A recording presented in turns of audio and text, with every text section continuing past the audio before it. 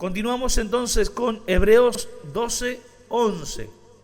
Es verdad que ninguna disciplina al presente parece ser causa de gozo, sino de tristeza, pero después da fruto apacible de justicia a los que en ella han sido ejercitados. ¿Sí? Bueno, aquí nosotros estamos hablando que en la iglesia local se practica la disciplina. Hablamos de la disciplina formativa, que cuando se nos enseña, y la disciplina correctiva, cuando se nos hace una corrección de distintas maneras, ya sea cuando un pastor o un apóstol llama a su hijo espiritual y le dice: mira, yo veo esto, hay que cambiarlo, ¿sí? O cuando se toma una medida disciplinaria en el sentido de que se frena, ¿sí?, la actividad de esa persona por falta de testimonio en alguna parte o de obediencia, ¿sí? Entonces, la palabra del Señor dice: es verdad que ninguna disciplina, pero ninguna, cuando recibimos una disciplina correctiva, a la presente parece ser causa de gozo, sino de tristeza. O sea que la disciplina en el momento pareciera que causa tristeza, ¿no? ¿Por qué? Porque nosotros no queremos ser disciplinados, porque nosotros pensamos que vamos bien, pero resulta que cuando un padre espiritual y direccionado por el Señor nos corrige, y bueno, decimos nosotros: pero ¿cómo? No soy tan santo como creía, ¿no? Entonces parece que no es causa de gozo. Ahora, si nosotros recibimos la disciplina, dice: pero, ahí hay un pero, después, o sea, ¿después de qué? Después que yo recibí la disciplina, que yo asimilé la disciplina, que yo acepté, porque si yo no la acepto, no se va a producir ningún fruto. Una disciplina no aceptada no trae fruto. Mire, yo he tomado disciplina a personas que nunca aceptaron la disciplina, es más, se enojaron conmigo, inclusive después de un tiempo de disciplina, sí actuaron, se volvieron a corregir, dejaron de hacer lo malo que estaban haciendo, pero no aceptaron en su corazón la disciplina y nunca crecieron, siguen estando allí, no dan fruto. ¿Por qué? Porque están enojados, tienen un enojo en su corazón. ¿Contra quién? Y contra la persona que Dios puso. Usted sabe que estar en el lugar de un padre espiritual no es sencillo, y yo le voy a explicar por qué ahora. Pero cuando yo recibo la disciplina, da fruto apacible, que significa agradable, de justicia a los que en ella han sido ejercitados. O sea, hermanos, se los he dicho la semana pasada, de que la disciplina dentro de la iglesia local, formativa, correctiva, si usted no sabe de qué estoy hablando, mire el video número 11, número 10, para que usted aprenda. No voy a volver atrás.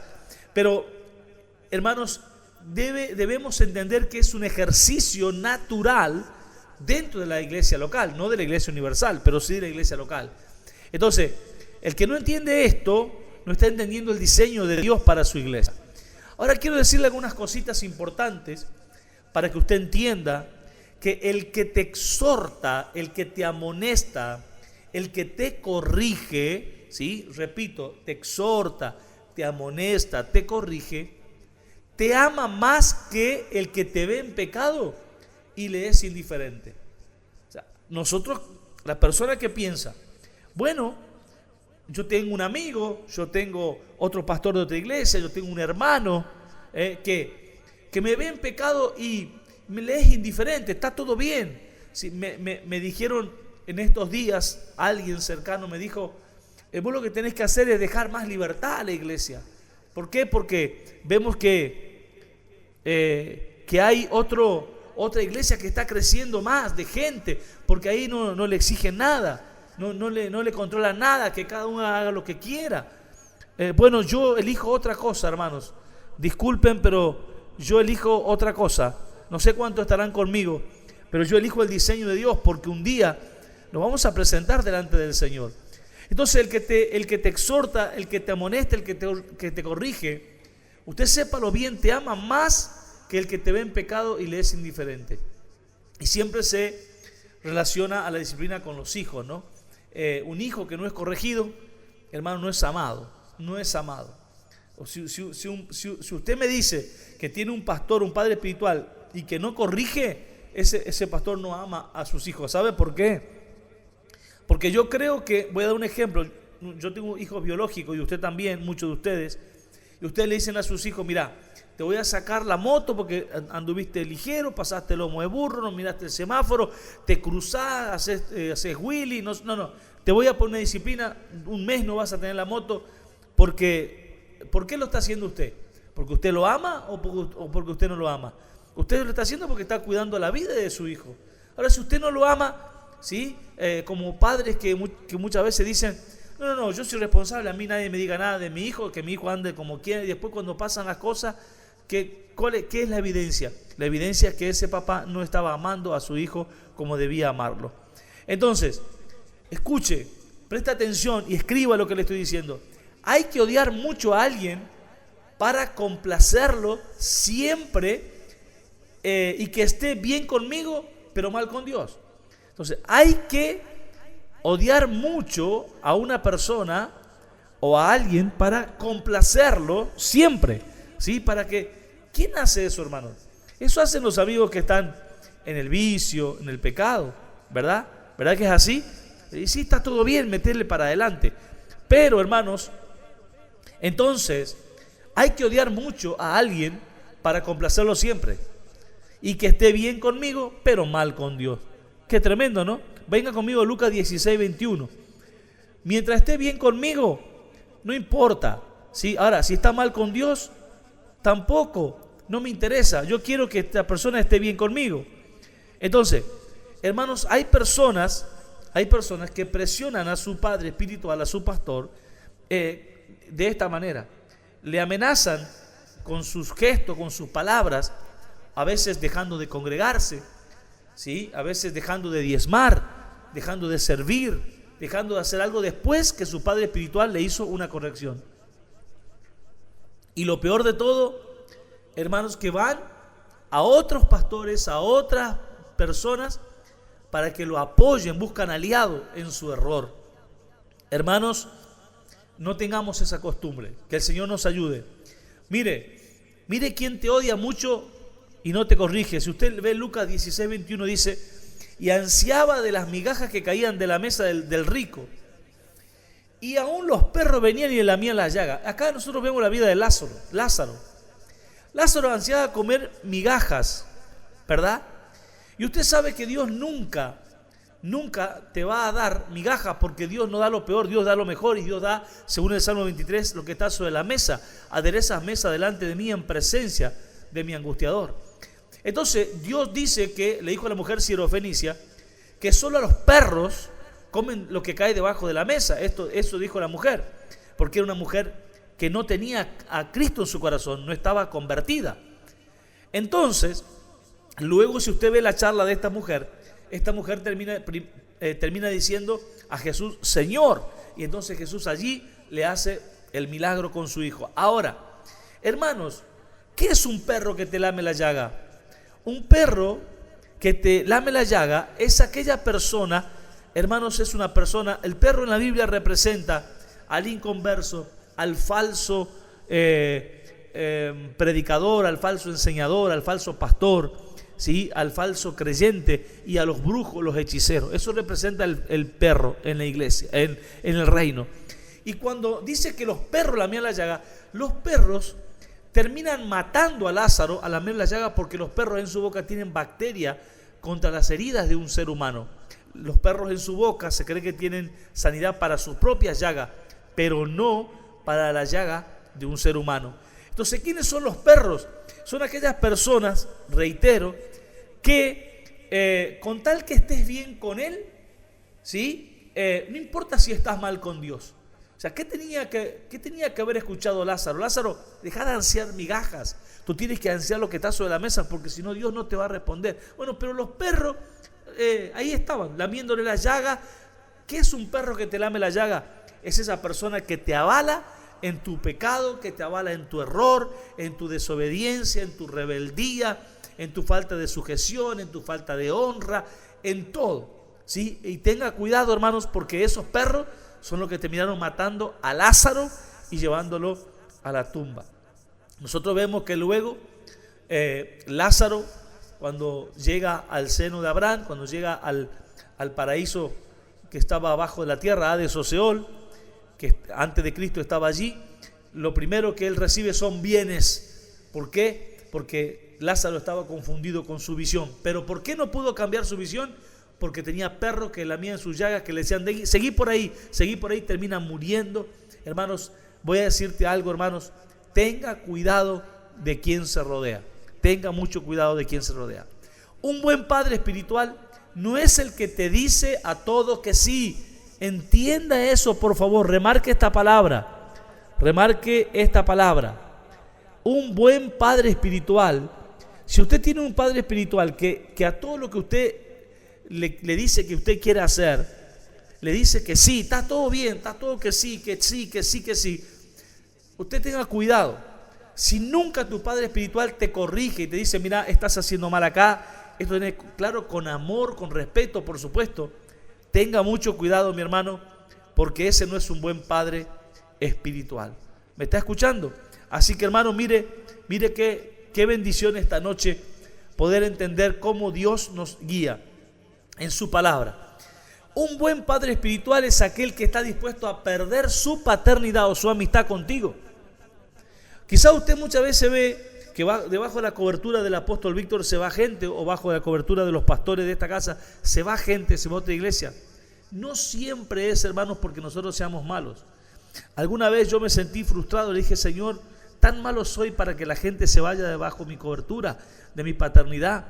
Y el Señor en aquella vez me habló, me dijo, no siempre se van porque eres malo, muchas veces se van porque eres bueno. Y esto me hace recordar de que cuando Jesús les hablaba a los discípulos, muchos se volvieron atrás y Jesús le dijo, ustedes también se van a volver, y Pedro dijo, ¿a dónde vamos a ir si solo tú tienes palabra de vida? Entonces, no quiere decir que uno se crea el perfecto, pero no todos te dejan porque sos malo. Hay gente que te va a dejar porque sos bueno, porque querés corregirlo.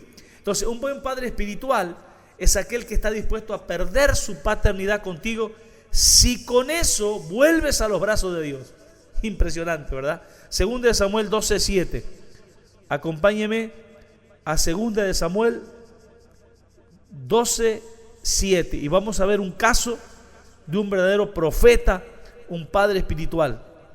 Dice, entonces dijo Natán a David, tú eres aquel hombre. Impresionante, un profeta que levanta su dedo. Este es el dedo del profeta, ¿no? Que levanta su dedo, no él acusando a nadie, sino por una palabra direccionada de Dios. Tú eres aquel hombre. Así ha dicho Jehová. No lo dice él. No es un ser humano condenando a otro. No, era palabra de Dios. Así ha dicho Jehová, el Dios de Israel. Yo te ungí por rey sobre Israel y te libré de la mano de Saúl. Te di la casa de tu Señor y las mujeres de tu Señor en tu seno. Además te di casa de Israel y de Judá. Bueno, y si esto fuera poco, le dice Dios, te habría añadido mucho más. ¿Sí? Ahora, verso 9. Mire un padre espiritual de verdad. ¿Por qué? Me hace acordar a Pablo con Timoteo, ¿no? Ninguno tenga en poco, ¿se acuerda? ¿Por qué tuviste en poco la palabra de Jehová? Pablo, ¿qué le decía a Timoteo? No te olvides de las escrituras, porque ellas te pueden hacer sabio, ellas son útiles, ¿sí? Para aconsejar, para instruir, para redarguir. Aquí hay un verdadero Pablo, ¿sí? Del Antiguo Testamento, el profeta Natán. ¿Qué le dice? ¿Por qué tuviste en poco la palabra de Jehová? Haciendo lo malo delante de sus ojos, ¿sí? Y ahí le comienza a decir, mataste a Uría Eteo. Si ustedes saben, hermanos, aquella parábola, aquella comparación de las ovejitas, ¿sí? Que le hizo Natán. Entonces, hermanos, usted sabe que David podía mandar a matar a Natán inmediatamente, porque tenía la autoridad para hacerlo. Natán podía morir, pero él se jugó la vida y fue y le hizo la corrección. Qué impresionante, ¿verdad? Qué impresionante. Entonces, un buen padre espiritual es aquel que está dispuesto a perder su paternidad, su amistad contigo, si con esto vuelves a los brazos de Dios. Natán estaba dispuesto. No importa si el rey me mata, no importa si el rey me echa, no importa si me destierra, me lleva, no sé, me encarcela, pero yo puedo salvar el alma de David. Y así lo hizo. Gracias a Dios, David, un hombre conforme al corazón de Dios, que significa que no es que no se podía equivocar, sino que tenía la humildad para retractarse, para humillarse, y lo vemos en el Salmo 51, como él se humilla delante del Señor. Ojalá todos los hijos espirituales que Dios me ha dado sean así, pero tengo que decirles que no es así. Lamentablemente no es así. Y no estoy hablando de los miembros laicos, miembros comunes, estoy hablando de ministros.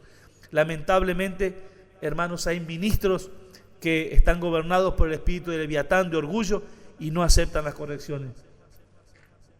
Entonces, hermanos, tenemos una idea distorsionada de la amonestación y de la corrección como si eso no fuera un acto de amor. Hermanos, cuando alguien nos corrige, cuando alguien nos exhorta, nos amonesta, está ejercitando el mayor acto de amor. ¿Por qué? Porque nos está ayudando a salvar nuestra alma, ¿sí? Y aún de gravísimos errores que mañana nos pueden costar caro. Entonces, un amor que nunca corrige, escriba esto. He buscado varias maneras de poder enseñarle. Un amor que nunca corrige, escuche bien, es un amor falso. Aleluya. Cuando yo recibía todas estas cosas, hermanos, Dios se encarga de una u otra manera de enseñarme, de mostrarme.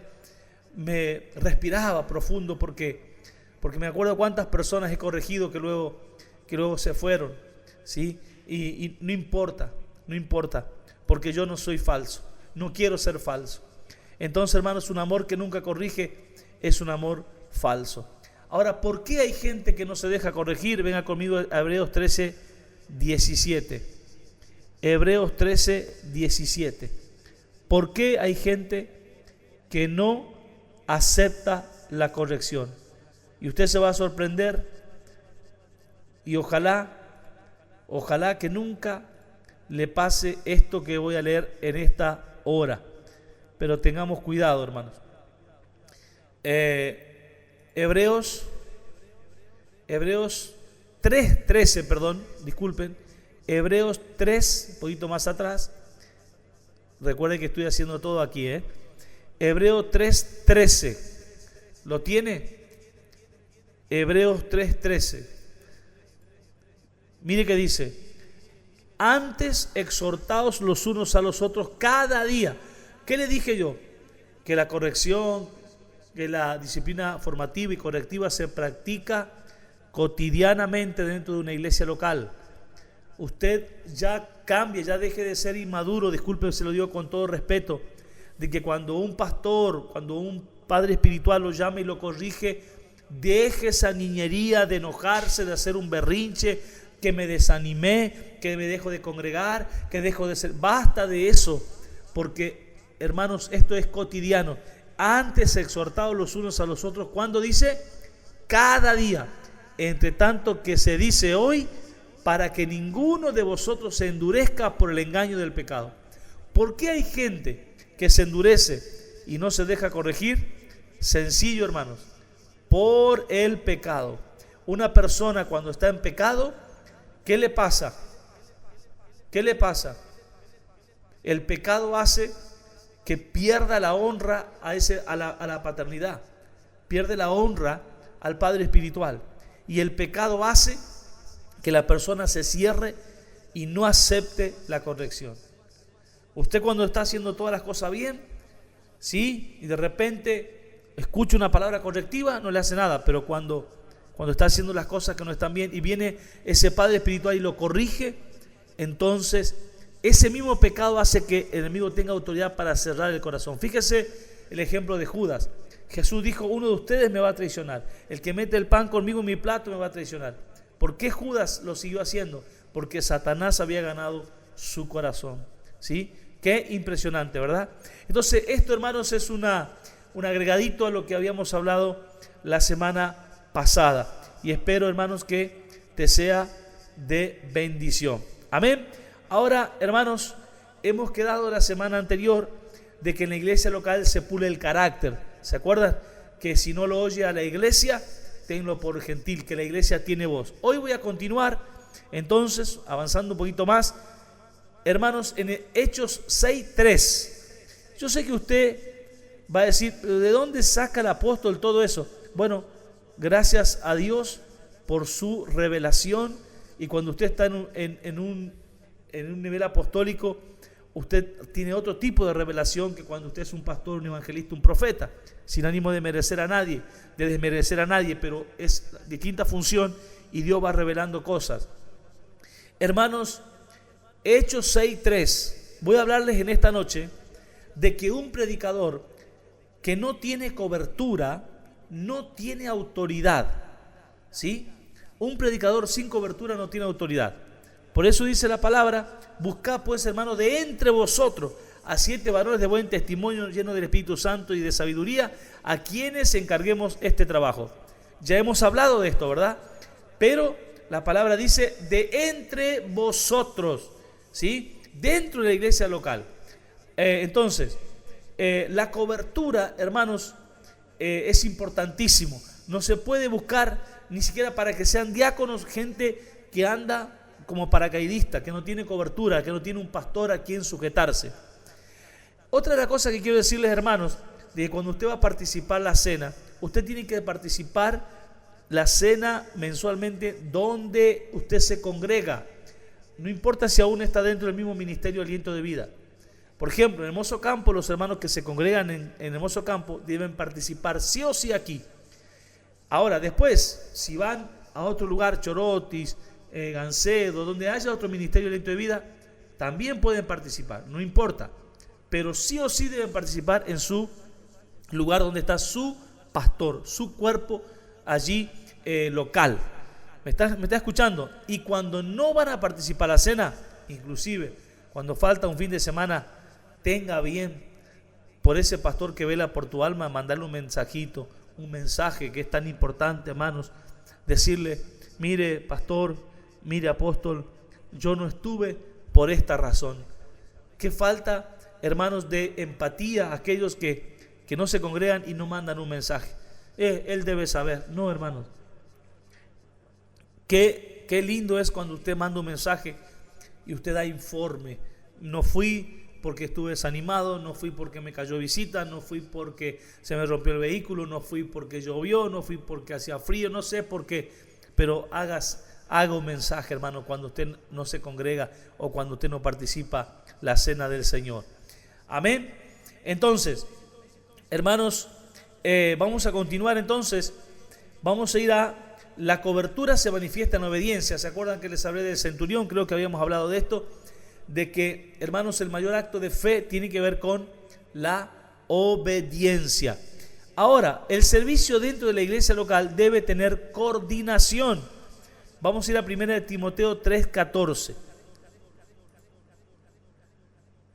1 Timoteo 3:14. Tenga paciencia, que es el último discipulado, y ya unos minutos más y ya estamos cerrando. Hermanos, el servicio dentro de la iglesia debe tener coordinación. 1 Timoteo 3:14 y 15 dice: esto te escribo, aunque tengo la esperanza de ir pronto a verte, para que si tardo sepas cómo conducirte en la casa de Dios. En la casa de Dios, en la iglesia local, le decía Pablo a Timoteo, no es así nomás. No es que no hay un volante, que vos dale como el autito chocador, metele nomás, rebotá por donde quiera. No, hermanos. En la iglesia local hay conducción. Hay conducción y la iglesia debe respetar esa conducción, ¿sí? Para que sepas cómo conducirte en la casa de Dios, que es la iglesia del Dios viviente, columna y baluarte de la verdad, ¿sí? Entonces, hermanos, aquí nos está hablando de que en la iglesia local hay un orden. La iglesia local debe estar supervisada, ¿sí? Los ministros deben ser ordenados, supervisados, respaldados, ¿sí? Por alguien. No es así nomás que cada uno hace lo que bien le parece, como Aarón y Hur, y sacaron un becerro de oro, ¿sí? Dijeron, nosotros tiramos el oro al fuego y salió esto. No.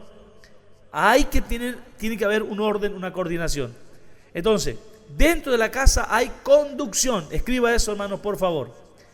Vamos a ir entonces, hermanos, a entender, ¿sí? Esta palabra, ¿sí? Que dentro de la casa hay conducción. Amén. Gloria a Dios. Estoy tratando de, hermanos, de resumir un poquito. Aguántenme un poquito. Ahora sí. Estoy viendo un poquito aquí. Bueno, había agregado algunas cositas más. Ténganme paciencia. Entonces, en Efesios 4:1, Efesios 4:1,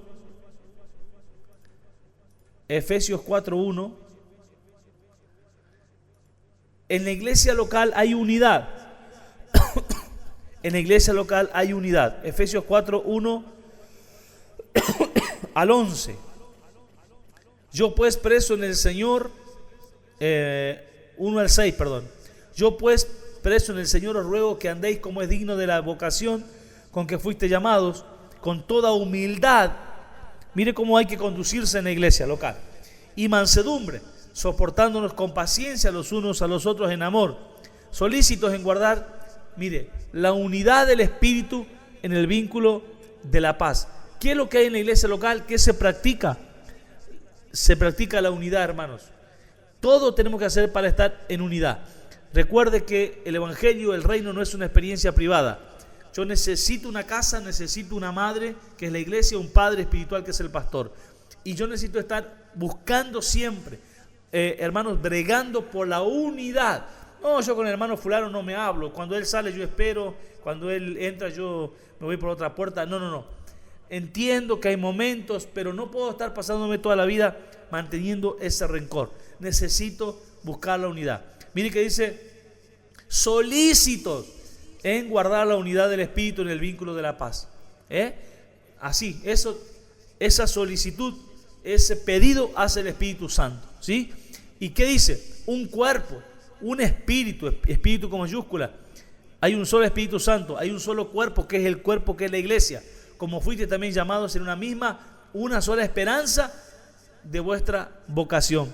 Un Señor, Cristo, una fe, salvos por Él, por la obra que hizo en la cruz del Calvario. Un bautismo, en nombre del Padre, del Hijo y del Espíritu Santo.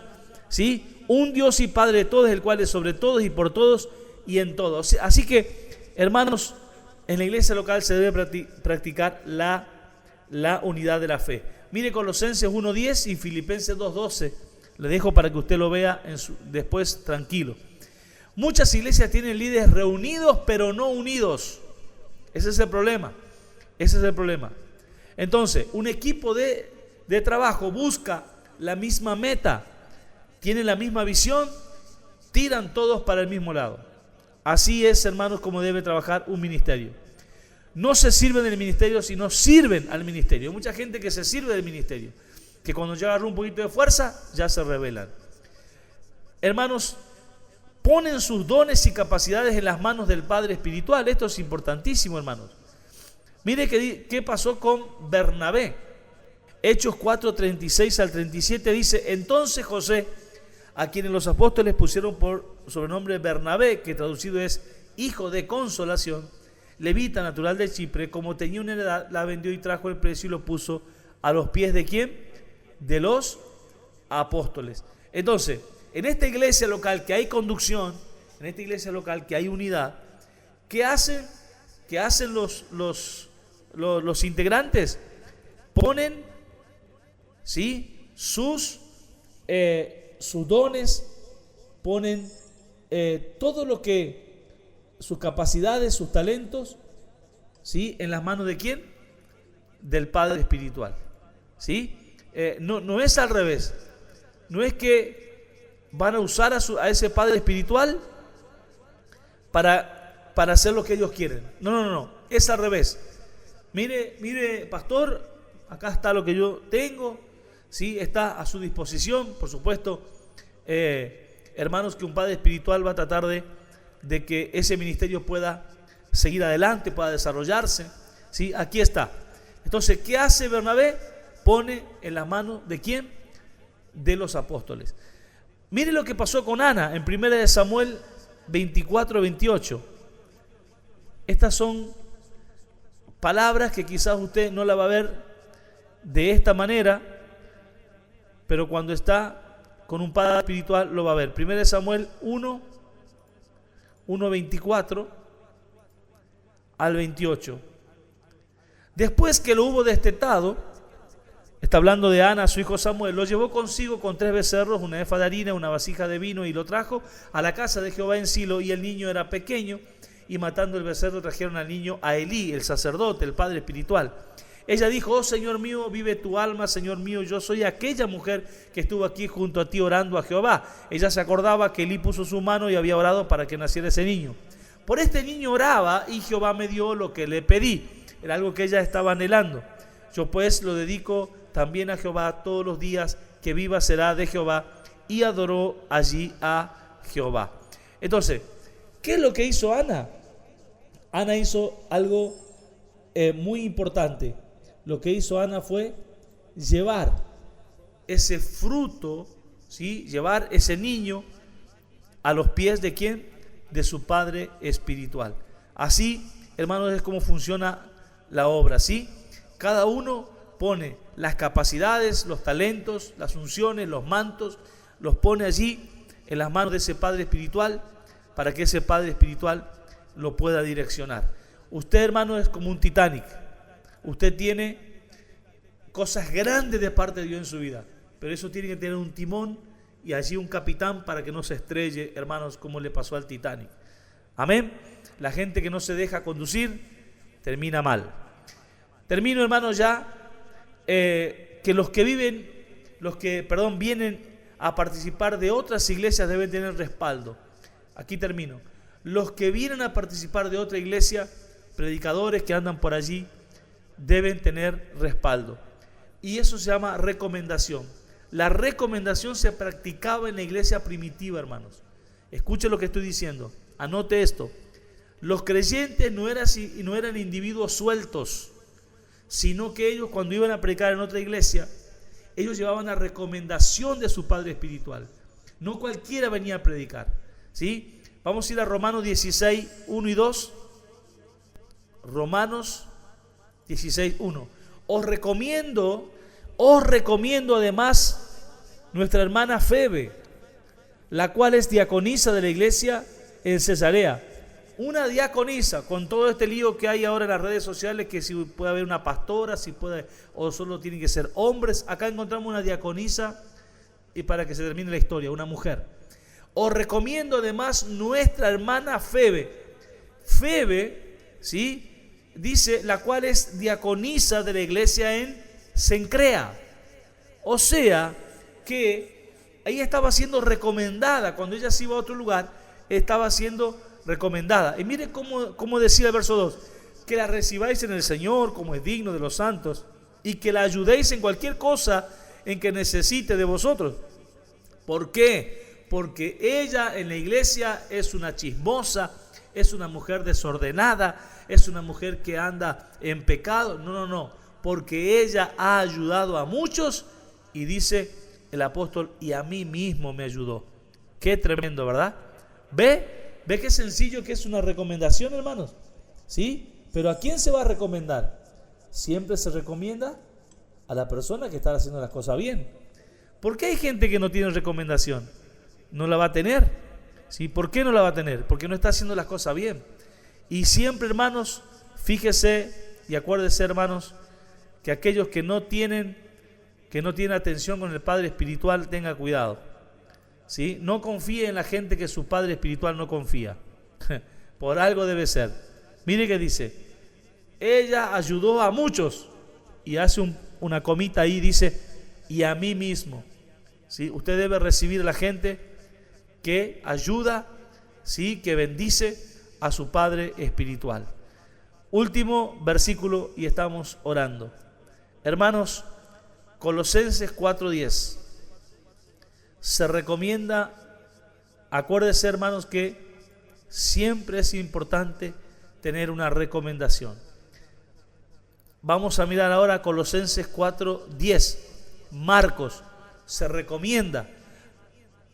Aristarco, mi compañero de prisiones, os saluda, y Marcos, el sobrino de Bernabé, acerca del cual habéis recibido mandamientos.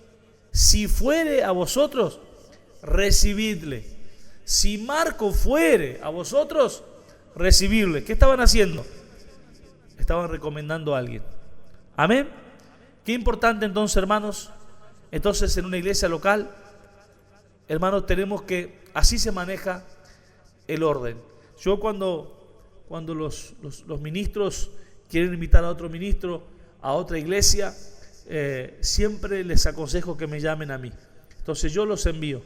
Como dice la palabra, ¿quién irá si no fueren enviados? ¿No? ¿Cómo irán si no fueren enviados? Entonces el padre espiritual, el apóstol, va a estar dando el ok. Y si el apóstol no da el ok, no se apresure, no se enoje, por algo debe ser. ¿Me está entendiendo? Entonces, hermanos, y así cuando vienen, quiero aconsejar a los pastores, a los ministros de aliento de vida, cuando viene gente que usted no conoce, no le dé el púlpito, no se apresure.